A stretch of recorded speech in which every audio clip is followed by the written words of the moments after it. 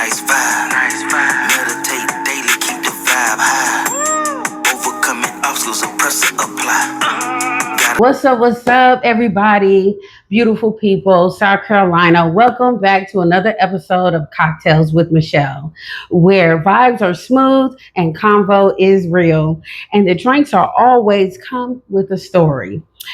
I'm your host, Michelle, and I am an entrepreneur, healer, educator, leader, and also your favorite mixologist behind the mic. Now, listen, today's episode is going to be fire, guys. And I don't mean to say that lightly, because sitting right next to me is a true movement maker. He's the founder and CEO of the South Carolina Juneteenth Freedom Festival. Woo, Juneteenth, an event that's become one of the biggest cultural celebrations in the South. Please welcome the visionary himself, Jamal Bradley. Thank you for having me. How you doing? Welcome, Jamal. I'm doing well. I'm the co-visionary. Yeah. The visionary is actually my wife. It was her who educated me on what Juneteenth is. Oh, okay. Well, before we get it started into this, I don't know if you know, but on Cocktails Michelle around here, we just don't sip. We symbolize, okay? Okay. So I crafted a cocktail just for you called the Freedom Flame. For me? Yeah, the Freedom Flame. And it's got a little bourbon for boldness in it, or whiskey. You could use either or interchangeably. Hibiscus, and a little bit of cayenne pepper for heat. I did remove the cayenne pepper because I kind of had a little bit much today. Do you want some? Are you good? Because it's kind of hot outside today, and I didn't want to. It's a little warm outside for the cayenne. All right. So let's go ahead and get started on the cocktail. So I don't know about you, but these are my favorite kind of cups. I like mason glasses. All right. So we're going to have a little ice in here. You can go ahead and pluck out your own ice. Now, you know I don't drink. I'm a Mormon. You're a Mormon? No, I'm just kidding. I'm about to say, shoot, I didn't know they let black peoples in. I didn't know they let black people in. I don't really need a lot of ice. You can go ahead and grab, I can make yours non-alcoholic now. Oh, we'll taste the bourbon. I'll go just with a little bit. Just a little bit. You know what I mean? So I'm just going to go ahead and throw a quick shot in here.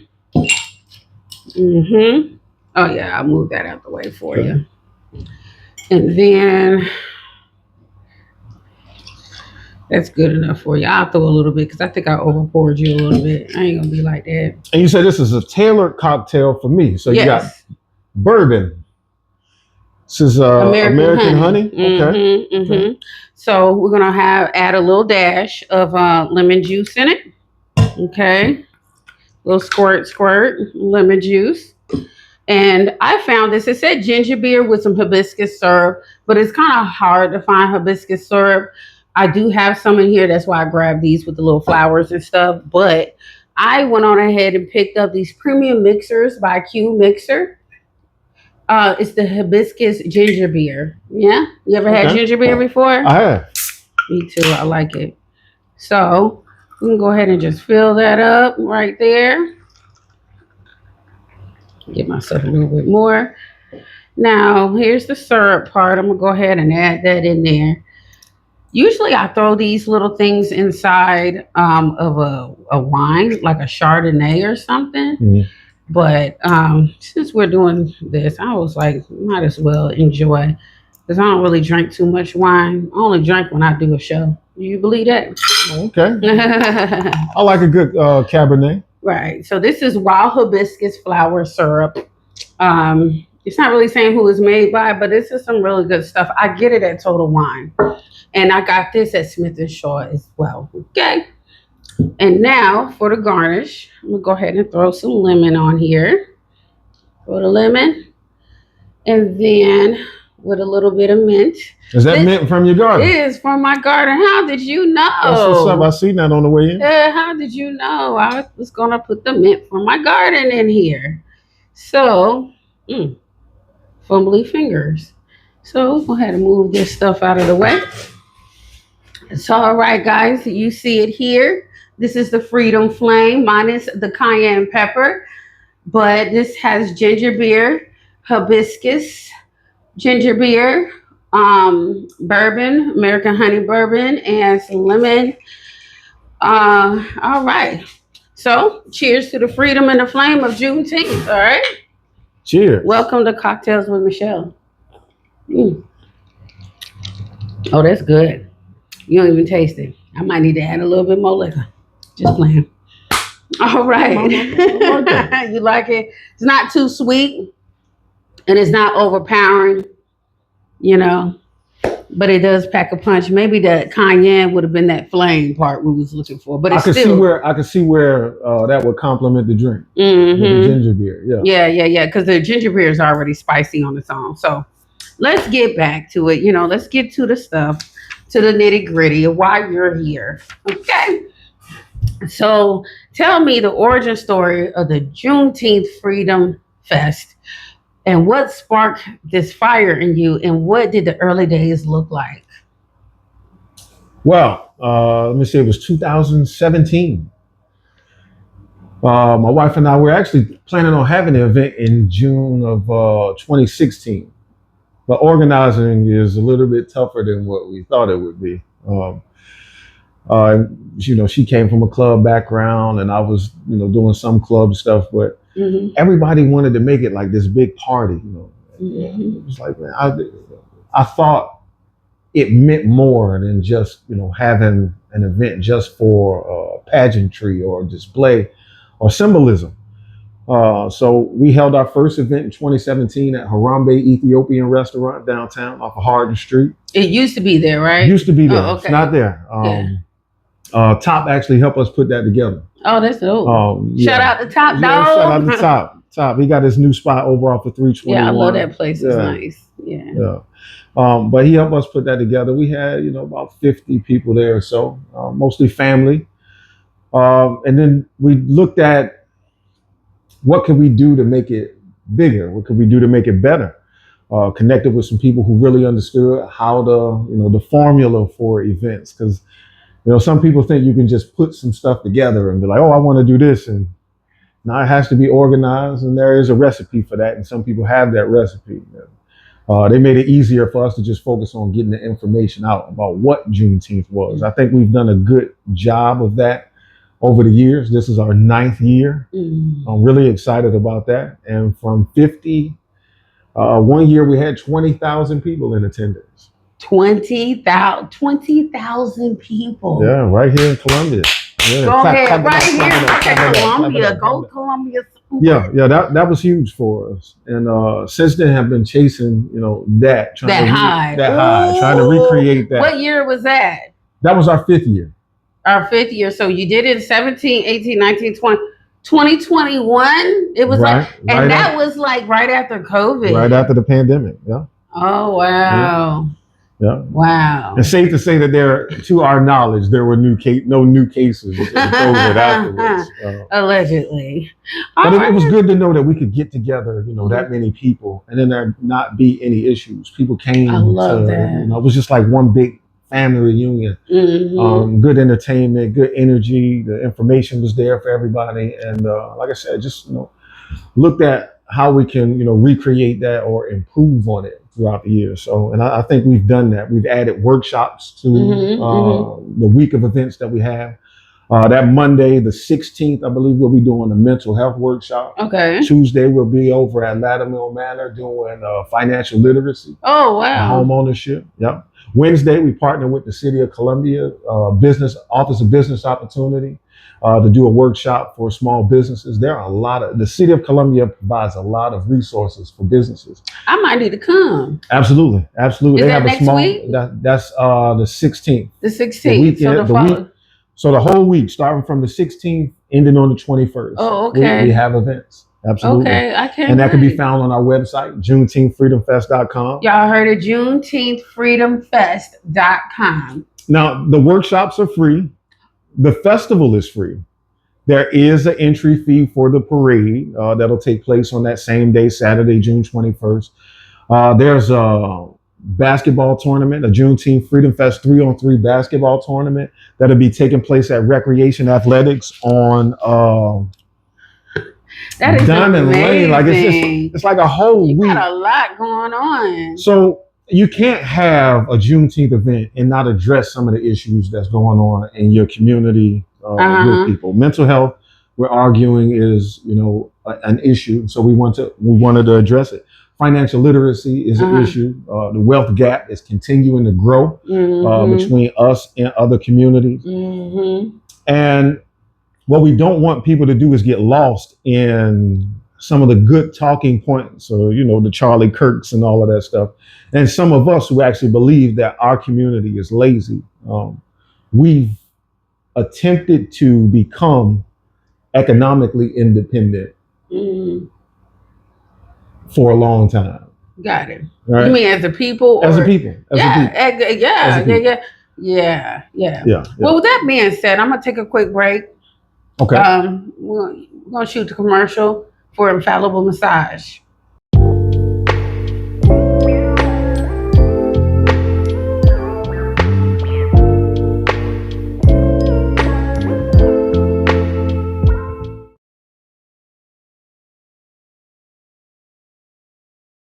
Welcome back. I'm here with our one and only freedom fighter, Jamal Bradley. How you doing? I'm doing well. I'm a practitioner of freedom. So, you've already talked about some of these things, but I want to ask you this question just in case it sparked something that you might have just forgotten to tell me. Okay. Talk to me about the weight of this work, meaning the work of being a freedom fighter. Who do you carry with you spiritually when you organize these events? I have an amazing team. I have a very supportive wife, a very supportive family. Shout out to Carmen. Absolutely. Chukka babe. Absolutely. Yeah, Chukka babe, my baby. And in all things, I carry the spirit of the Creator with me. Without God, there is nothing that is possible. I don't care what you call them, Buddha, Allah, the creator of all the things that are in existence. I do my best to fall on my knees daily and pray and acknowledge that spirit. So, and the spirit within me. But I carry with me all of those who, transitioned before me and fought to make it where we are right now. Freedom is not a destination. It's not a place we'll arrive at and be like, "Ooh, we finally made it." It's a continuous journey. And what we have to do now in this day and time, 160 years from the 1865, is make sure that we're adding on to what they left so that the next generation can continue. And I know right now there's a big push to erase some of the history that tells that story. And I just want to say to our people, don't buy into it. Learn as much as you can about your family history first, and then what and who we are as a people and what we've overcome and what we still have to overcome. You know what? I have a great grand cousin. He was a Tuskegee Airman, Jughead Turner. Beautiful. That's beautiful. Yeah, he completed over, I think, 30 missions in World War II. That's beautiful. You must be proud. I'm fucking very proud. Yeah, you must be proud. I didn't know this until when my grandmother died, and we went, for the funeral, and we were going some of the things and the albums, and we found this picture of him in front of it, and it said Tuskegee Airman, and it talked about him. So then I Googled him, and he's Googleable. Okay, this man is famous. Okay, and he's not really talked about like a lot of the other people, like W.E.B. Du Bois, all of them other people. But to me, a Tuskegee Airman that completed that many missions is just as important. And I think that's where, like I was saying, we got to learn our family history. Yeah. Because there are some people in our family who have done great things. You don't have to just go Harriet Tubman and da-da-da-da-da. Which wasn't even her real name. I don't know if anybody knows that, but okay.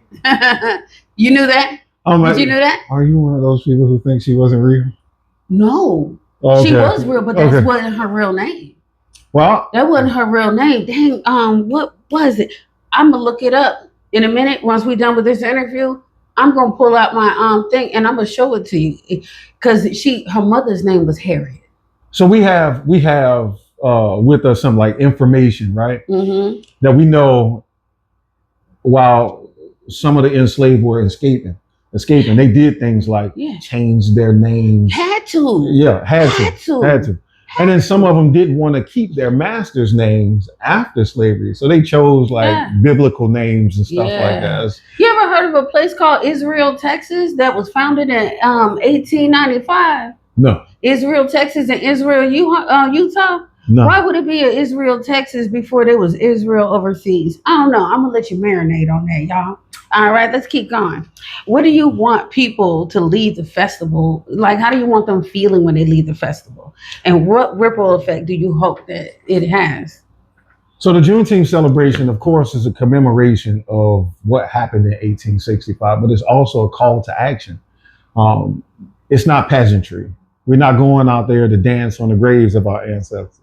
We're going out there to wake them up and bring their spirit with us into the future. So what I want people to leave with is that call to action. Find some way to get involved and push our community, which we are working to build, as we don't actually have it, further until we reach true liberation and true freedom as a community, where we don't have to sit and beg and worry about if they're going to cancel DEI, if this group can't support because their funds, their organization is federally funded and they can't support.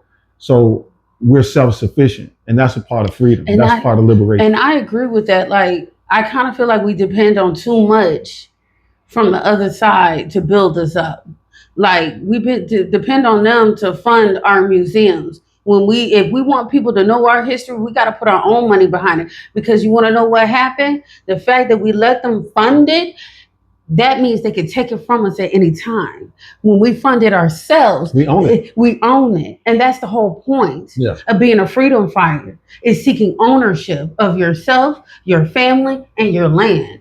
Absolutely. That's how I feel about that. You know what I mean? So you're not only just a founder, you're the CEO. Mm-hmm. What's one thing most people don't see behind the scenes of running the movement like this? The countless meetings, the arguments, and I'll say I have a great group of people who work with me. Shout out to my board, Tina Torres, my executive director, and everyone else who helps us put this together. City of Columbia, Richland County, all of those people over there. Everyone who helps us put together the Juneteenth Freedom Fest. It's a lot. And because it's a lot, and there's no shortage of issues in the community, there are going to be a lot of different perspectives on how we do this.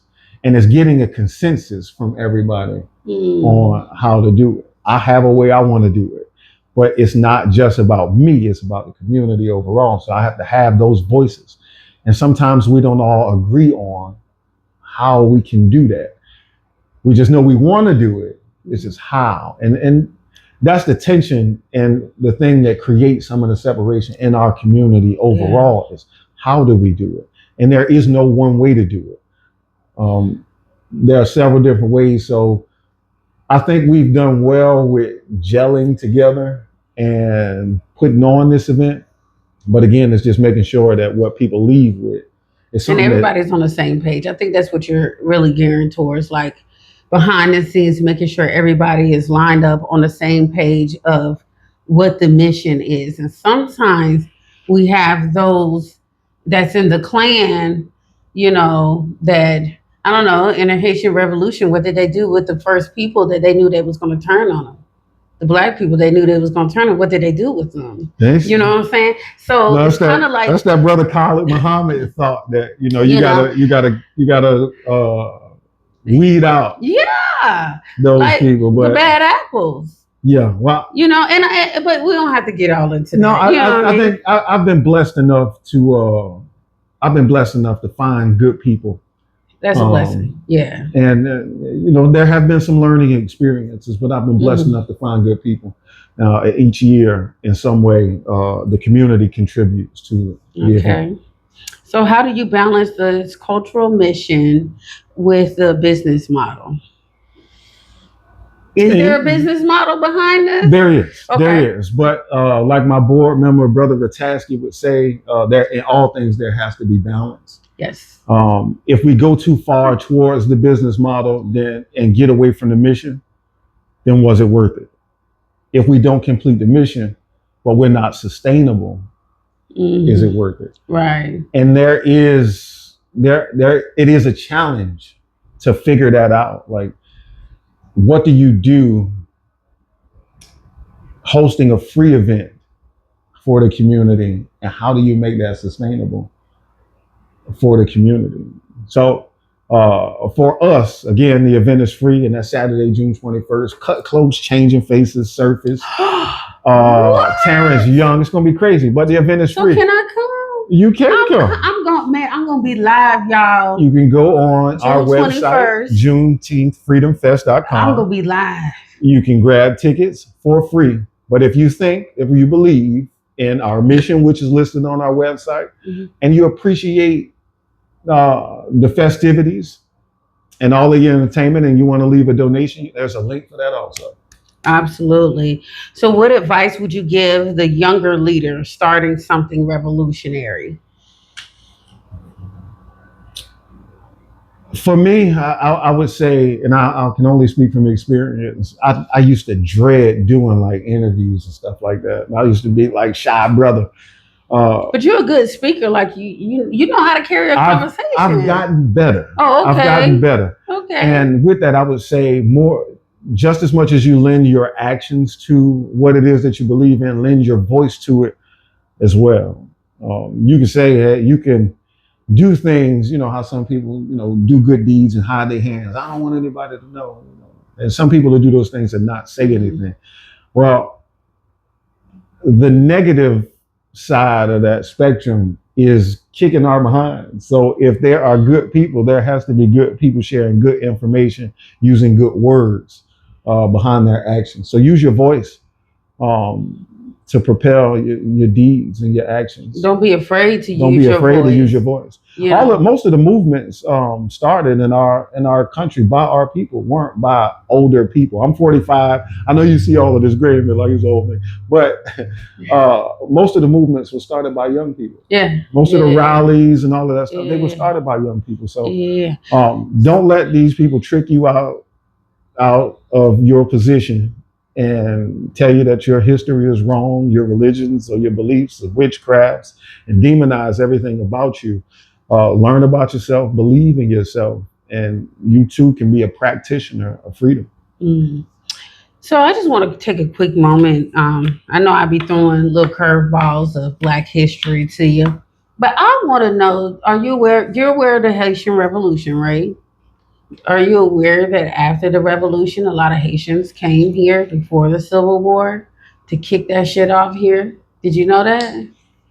So I didn't know most of them were Haitian. I didn't know about the Haitian part. They talk about in South Carolina that they came here, and they kind of referred to them mostly the Gullah Geechee people. Yeah. Okay.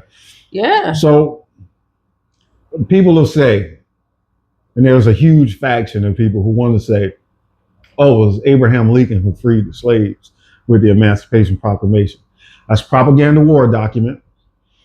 And what they were afraid of was we outnumbered. We did. We outnumbered them, and there were revolts and rebellions leading up to the Civil War. And then they realized if we don't allow, or they couldn't have won without us. And in fact, there isn't a war that America has fought that we have not contributed to. Starting with the Revolutionary War, we helped win that war. We kicked it off with the death of, what is his name? Crispus Attucks. Yes. Yep. All right, so Jamal, this is my cocktail shot round. Quick answers only. No long-windedness. Yeah, go ahead and take your drink. Okay. Well, I better not drink because I'll start talking more. This is the cocktail shot round. Yeah. All right, favorite cookout song. Woo, that's a good one. Outstanding. That was in my head just now. Dang. Okay. Collard greens or cabbage? Cabbage. Ah, I like collard greens.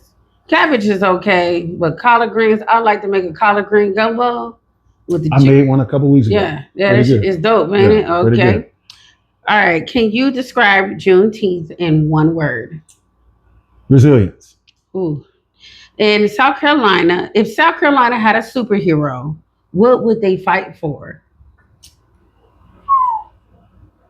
South Carolina. Had a superhero, what would they fight for? Shoot, one of my South Carolina superheroes for freedom. You know, one of my South Carolina superheroes is Shakim out of Charlotte. I'm not Charlotte, but Charleston. Okay. You know who Shakim is? I need to hook you up with Shakim because I mean, at one point he had community centers up there where you can go and look for a job, weight rooms for the kids, computers, giving out clothes, food, diapers. Like he was doing it real big. He remember when it was trying to remove them statues out there. Okay. Okay. Excuse me, and they were trying to move the statues, and the KKK was out there. He was one of the he brought the black folks out there to go head to head with him. So yeah, I might need to hook y'all up. Well, I'd appreciate it. I think y'all, yeah, because let me tell you, like he's super cool. So, but he's my South Carolina. And if I can go back, if I can say superhero, yeah, but now after this interview, I'm gonna add you to my South Carolina Avenger list. Okay. So I'm in the group. I'm in the group. Yeah, you in the group. You a superhero. Yeah, now. If South Carolina had a superhero, South Carolina did have a superhero, and I would call him Robert Smalls. I would call him Denmark Vesey. Many. Harvey Gass, so many. Okay. I.S. Lee, there's just so many. Like South Carolina had its heroes. Right. And there are still some. And there's a new hero running for governor. And who's running for governor? Jermaine Johnson. I follow him. I think I do. Yeah, I follow him. He's running for governor. Yeah. So, yeah. And, okay. So if South Carolina had a superhero, his name would be Jermaine Johnson. Okay. So we need to get Jermaine Johnson here so we can put him out, because more people need to know about him. I knew about him because I found him. I don't know. I found something on Facebook. And I was like, well, who is this? So I went and did my research, and I was like, okay, I like what he stands for. Absolutely. So, yeah, he has my vote, and he has a free airtime with me. If he wants to come through, we could talk and just put it out there what he stands for. Absolutely. I would love to see him as governor. That would be great. Absolutely great. So, last question, pick one. Legacy or freedom? Freedom. Why freedom? Freedom. Why freedom over legacy? They both can be taken away from you, but I would rather have freedom over a legacy. Mm-hmm. We've seen some of our heroes destroyed over the last couple of years. Their legacies ruined. Your freedom can be taken away. That's right. But some of the people who had their freedom taken away still, what they stood for still stands as symbols of freedom. Right. Which is their legacy. Right. So I would say freedom. Interesting. All right. Absolutely freedom. Right. I mean, I would say freedom as well, because you can't have no legacy without freedom. Absolutely. In my mind. There you have it. And I'll drink to that one. Our legacy is ruined without our freedom.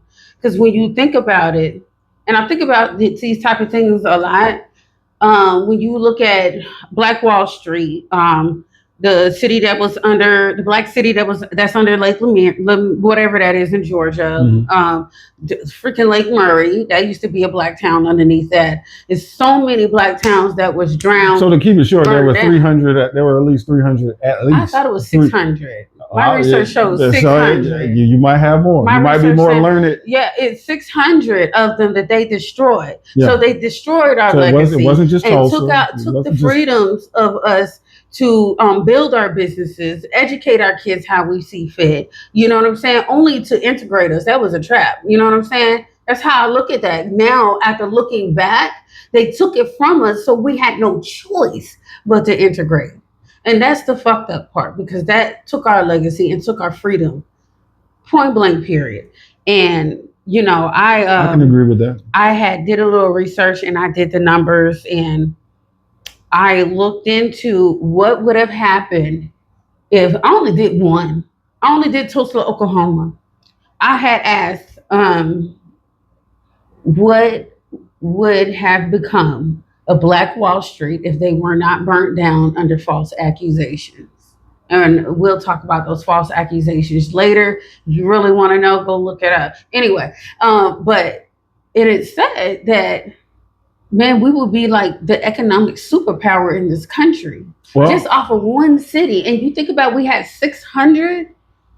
I want, if you're a fan of history, right? Mm-hmm. I want people to go back, not just 1921, but 1919, which was the Red Summer, where they went around just burning those towns and killing Black people and slaughtering. They call it the Red Summer because they killed a bunch of Black people. The Red But Summer. they were strategically destroying the infrastructure we had fought to build. Immediately after they were successful in destroying these towns, the whole country went into a recession. Ain't that strange? Yeah, no, that ain't strange. That proves, because when you look at even the stats today, yeah, we are the highest spender. We are the highest consumer. Follow those years. Do you know how much money, what we spend the most on? You know what we spend the most on? Renting.